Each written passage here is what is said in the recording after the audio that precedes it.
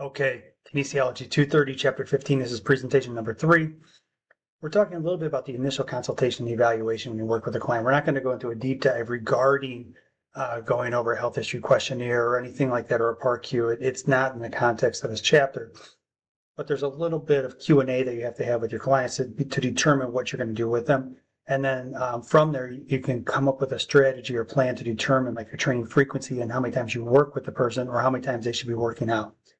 So the process over to the right here, and this kind of in this area right here, these are the sequential steps that the book outlines uh, for designing a resistance training program. And it'll look different when you're working with athletes because usually the rep and set schemes are already programmed in. You know what you want to do with your athletes. You know what you're going to go ahead and have your younger athletes versus your older athletes do, your pitchers versus your catchers, your linemen versus your defensive backs. So that's already pre-programmed when we talk about athletes. But as I mentioned before, when working with clients from the general population who are in for generalized fitness, there's a little bit more flexibility in the process. But the programming prompts that they provide to you here, these cues, they can definitely be of assistance, no doubt, in terms of you're going to go through the consultation, you're going to come up with how many times you're going to work out, what the exercise selection is, the arrangement, et cetera, et cetera, et cetera, et cetera.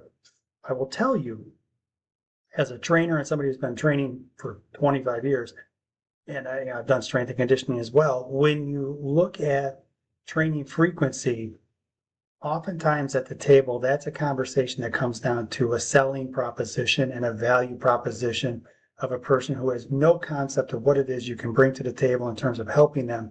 And you're talking with the person about doing 2 days a week, 3 days a week, 1 day a week, how many days a week are appropriate for working out. And sometimes there's a little bit of a negotiation that goes back and forth that has nothing to do with what you're trying to accomplish down here in terms of training load, training volume, or rest periods had nothing to do with it because the conversation is dictated based upon a monetary component and how many times a person can afford to work out or how many times a person can actually get in according to their schedule when they're taking kids to soccer practice and taking them to school and they have their own agenda that they have to take care of at home. And so now it becomes a conversation of how you can actually carve out a little bit of time and the financial component, carve out a little bit of money to be able to pay for your services as a personal trainer. So I will tell you, when you're sitting at the table, it's real easy to say, sure, I want you to come in 5 days a week and work with me, but that's unrealistic. That's very rare air you're talking about when you have a client that wants to work 5 days a week with you. Usually it's a 2-day-a-week proposition. Many times clients will come in, they'll do 3 days a week to get started, and they'll do that for a couple of weeks. And if they understand the value proposition, they'll buy a larger package, which it makes the overall cost per session lower because usually it's a sliding scale. And it becomes a value proposition in terms of, well, do 3 days a week with me for 2 weeks, and then do 2 days a week for 2 weeks, or maybe 3 weeks, somewhere in there. And we'll work on the details of that and then go down to 1 day a week if you so choose. And so you can take a 20 pack and really stretch it out and have a long-term client. But again, those are conversations that happen at the table. When you're talking with a client from a general population, I can tell you right now, determination of training frequency has little to do with training load, training volume, rest periods, periodization, program design, or anything. It comes down to what the person can do and actually what they can carve out for themselves in terms of integrating you as a trainer into their programming. So when you meet with people for the first time, it is all about relationship building. You'll go through a health history questionnaire. There's a bit of a review process that you have to do, and then you meet with the person and work on the different details that you find in the health history questionnaire, the things that might be like contraindications to exercise. And then you're setting expectations with your client in terms of scheduling, like I just mentioned, could be 2 days a week, 3 days a week. Good for you if you go 5 days a week. It could be what the workouts will actually look like. Where do we meet? Where do we start? Do you come in and do you warm up? Do you warm up with me? Do you warm up on your own? You're setting those expectations on the front end. And then when you're not, or when you're done with me, here's what you need to do. And then when you're not working with me, here's what I need you to do on your days off. You have to do some homework. And then here's how you're going to remit for payment within the context of whatever facility you're in, or if you're working as an independent contractor, how you can Zelle me the money, or you can use my merchant account, or just pay me cash, whatever that may be.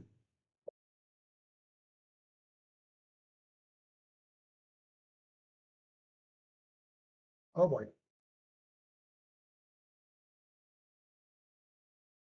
Okay, that was a crazy glitch right when I was talking about taking cash. I hope the IRS is not listening. Okay, so here's the deal.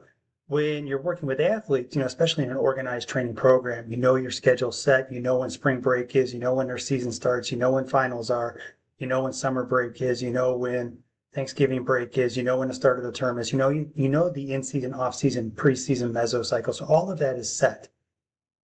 And the program in itself is going to be fairly well set because of that, because you know what you want to do with your athletes. And the goals that you're working on with your athletes, that's going to be pretty well set on the front end when a coach sits down and talks with their athlete, or when the strength conditioning coach sits and talks with the specific sport coach about the different athletes, about what we're trying to accomplish. So they list 5 main questions you ask during an intake with a client. I'll put these here. You can kind of review these. I think they're good. It's kind of sage advice.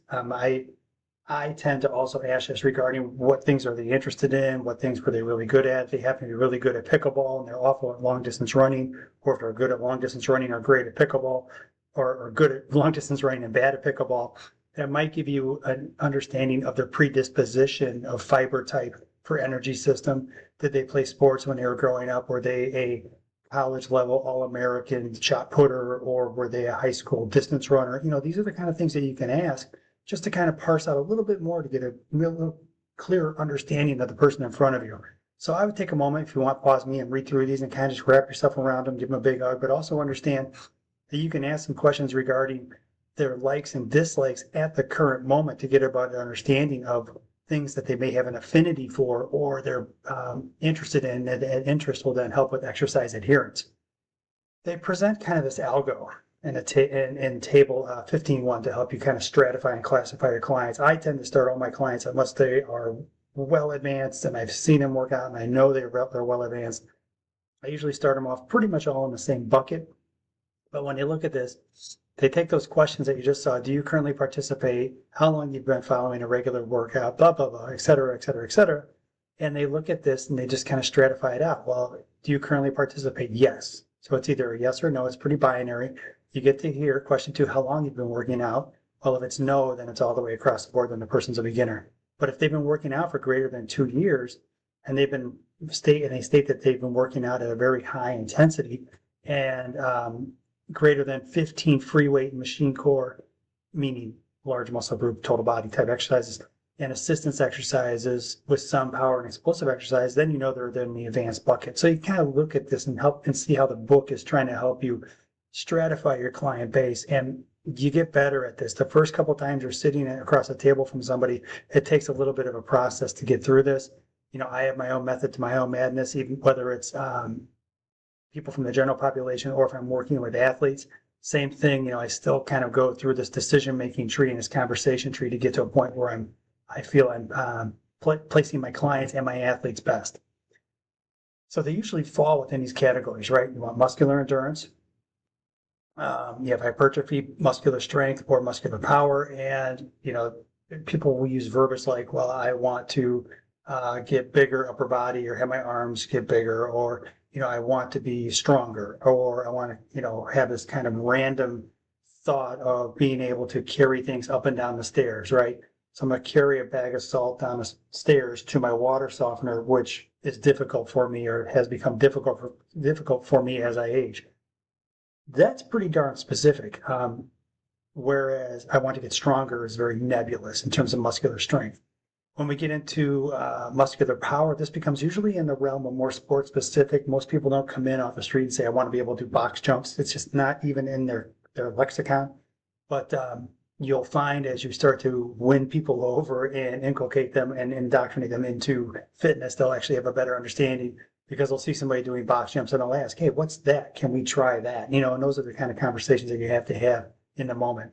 So it's usually these 4 domains: muscular endurance, hypertrophy, muscular strength, and muscular power. And the goals themselves, when you're sitting there, you oftentimes have to kind of tease these out of people, and they come in with this kind of nebulous concept of what it is they want to accomplish, but it's your job to be able to help refine that nebulous vision of, I want to be in better shape. Well, what does that look like? Well, I want to weigh what I did when I was in 8th grade. Well, ma'am, you're 45 years old and you've had 3 kids. I don't think that's in the realm of possibility. Let's talk about what some other goals might be that might be more realistic. And that's a conversation you may have to have with somebody, because they just don't have an understanding of how realistic it is to try to be their 8th grade body weight. It's just nonsense, but they just don't understand it at that point. It's not their fault. It's just they don't know, but that's your job. The trainer has to sit there and kind of create that vision and take the nebulous kind of concept and really narrow the focus. Narrowing the focus does a couple things. It helps the person have better buy-in, but also it helps the person have better longer-term vision of where they're going to be from today. It's kind of hard to understand what being in shape looks like unless you help them really visualize what that is through articulating, well, if we lose 20 pounds and it becomes a 20-pound weight loss through body fat and we get a little bit stronger, here's what it'll look like. And you can provide those verbal cues that'll give them some sense of visualization of what that looks like. Now, strength will always be a byproduct of working out.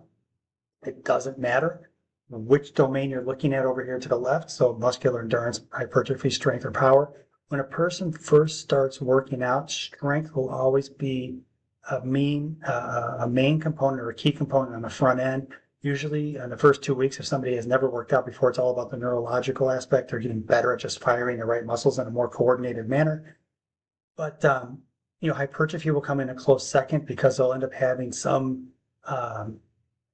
they'll have some strength gains, but they'll also have some muscular gains as well and some toning effect that'll give them a sense of hypertrophy. And then when you look at muscular power and endurance, these are kind of on opposite ends of the spectrum, and they're a little bit more specific in terms of I want to run a 5K or I want to be able to do box jumps. And they'll require a little different specificity and training to achieve these goals. But for the other two, when you look at like just basic strength or hypertrophy, even to a sense endurance to a certain degree, but I'm going to kind of stratify these into hypertrophy and muscle strength and group these together. That'll be kind of one domain, and muscle power is on one side and muscle endurance is on the other side. And you can sure enough bet that your people, when they work out, they're going to have some hypertrophy, they're going to have some muscular strength happen. And if they want to really dip into the endurance side, that's going to change your programming a little bit. But if they want to get more muscular power, it's going to change your programming a little bit as well. So it just depends. It depends on what you have in front of you. So the book elaborates on several different subcategory participants. When you look at these, the main point made here is that most trainers allow for a day off when we start talking about training frequency. And the book kind of goes further in depth in terms of when you look at somebody who just starts off, they'll have a day off in between workouts, and but it should be no more than 3 days off between workouts that stress the same muscle group. And I would say that I'm on board with that, and I agree with that, and I think it just kind of depends to a certain degree on goals, a certain degree in what you're trying to accomplish. I've done some pretty wild training programs where I've done, same main body parts every single day, but I've done a different exercise for each body part every single day, like bench press one day, dumbbell flies the next day, dumbbell incline bench the next day, push-ups that day, the day thereafter on a Thursday. So you can just terms of like, and I only did that for a couple of weeks because it was pretty grueling, but I wanted to do that just to kind of shock my system a little bit, and believe me, it shocked my system. So when you get into programming, you start working with your clients, you start to have this give and take when you talk with them, because there'll also be a little bit of conversation in terms of how you're going to evolve the programming over time. We'll start off in this domain. We're going to do basic sets of 10. We're just going to refine our movement patterns, make sure you're doing things correctly. That's going to be our first 2 weeks. After the first 2 weeks, you're going to feel stronger anyways. We're going to be, just as a natural byproduct of moving, you're going to get stronger and more coordinated. So we're going to be ramping up the weights, keeping in mind that muscles, tendons, ligaments, and bones all get inherently stronger at different rates. So as a result, we're going to have to manipulate your rep and set combinations probably a little bit, but we're definitely going to manipulate the weight a little bit by increasing it, because you're just going to get stronger anyways. I've had that conversation 1,000 times in my career, and you will have it as well going forward. All right, signing off, moving on to the next one.